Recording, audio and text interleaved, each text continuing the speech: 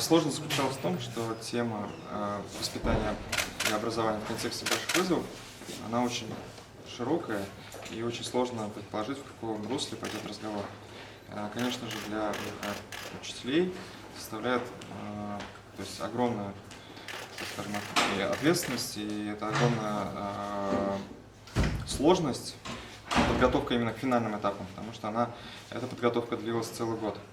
Если мы готовим урок на протяжении нескольких месяцев, когда мы узнаем тему, готовим внеурочное занятие за 2 дня, непосредственно уже на самом конкурсе, то вот финальный этап конкурса, он готовится то есть, в течение полугода, поэтому это, наверное, в этом и сложность. Но я очень был счастлив, потому что тема, она была комфортной, как для министра образования. Ольга Юрьевна очень любит тему воспитания.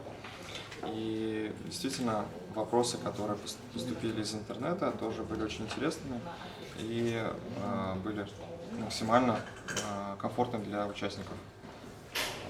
Ну, о чем спрашивали? Были разные вопросы. Был вопрос о том, какое домашнее задание вы даете для своих учеников, как сделать так, чтобы домашнее задание было интересным. Был такой тоже нестандартный вопрос, с кем из известных людей вы бы провели свое занятие, урок. И кто-то проводил занятия с Ломоносовым, кто-то с кандидатом химических наук, то есть с известными личностями в педагогике. Вот. Мне сразу пришло в голову, что я бы хотел провести занятия с известным ученым, японским ученым Синя Яманака, который не так давно сделал открытие в области генетики.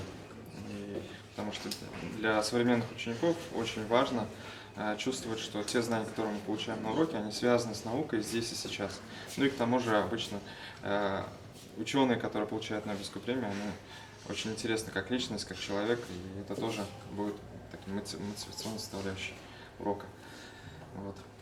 То есть вы отслеживаете то, что происходит в вашем Да, предмете, конечно. именно на уровне большой науки? Да, я стараюсь интегрировать в свой предмет и другие предметы, знания из других предметов, ну и, конечно, если с темой урока связано какое-то нобелевское открытие, мы должны обязательно об этом проговорить.